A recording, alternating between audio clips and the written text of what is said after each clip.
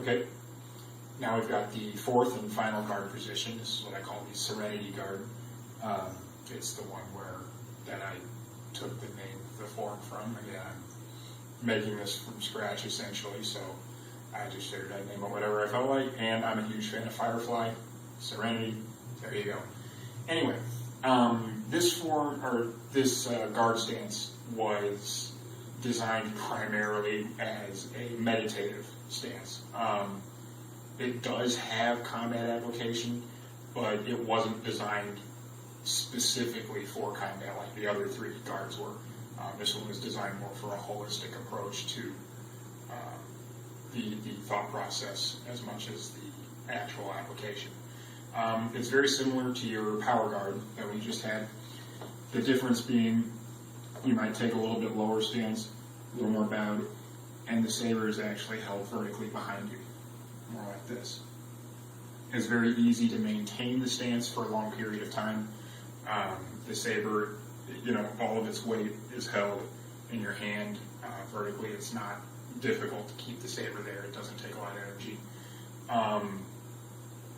It is, again, like I said, primarily designed as a meditative stance. That being said, it does have a couple of combat uses. First being to completely hide the blade from your attacker. You can hold it here, and it is sometimes difficult, if I turn the blade here or there, you can probably see it. But keeping it hidden from your attacker is good.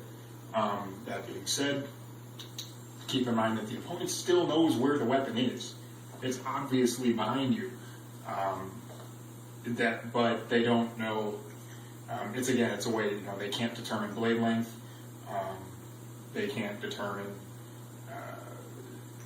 some of the other things like hilt length, since, your pommel is a major weapon in this form. Hilt length being actually fairly important. A longer hilt gives you more range with your pommel strikes. It also gives you more area for striking with the hilt. I'll go over this a little bit more in the tactics section, but again, hiding the hilt is not necessarily a bad thing either. Functionally, this is the form functions basically the same as your power guard. Has the same strengths, the same weaknesses. Pretty much you're going to end up having the same basic functionality. This one is going to be your main, I shouldn't say your main parry, but it's going to be one of the primary parries for Zone 4 at the back, because the blade is already here. Now, that being said, remember the weakness in the grip. If the blade is behind you, you have your grip is weak this way, which is the way that a strike may be coming from. For that reason, you don't want to try and just absorb a strike. It's not going to work. The parry for the parry for Zone 4 in Sheet Show, you come up and come here. There you basically have to absorb the strike, because if you don't, you knock the blade into your back like that. In this one, but in Sheet Show, with your grip like that, you actually have the strength of grip to be able to absorb a little bit more powerful attack. In this one, you don't. In this one, you have to rely on body movement and blade angle to deflect and avoid the attack rather than absorb it. You're going to want to, if you're here, if you have an attack, you're going to want to duck. Remember, keep your blade angled. I don't know if you can see that. Keep the blade angled.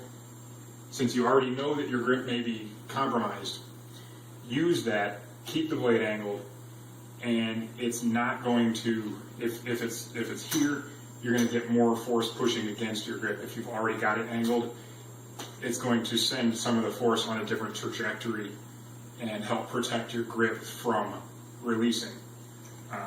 Again, this is more of a deflection thing.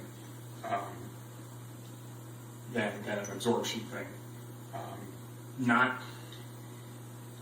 again, it's not as effective as simply completely avoiding the attack. Obviously, that's going to be the most effective. Not always possible. So this is an option. Again, as I said, this was designed more as a meditative guard position than a combat guard position, but there are combat uses to it.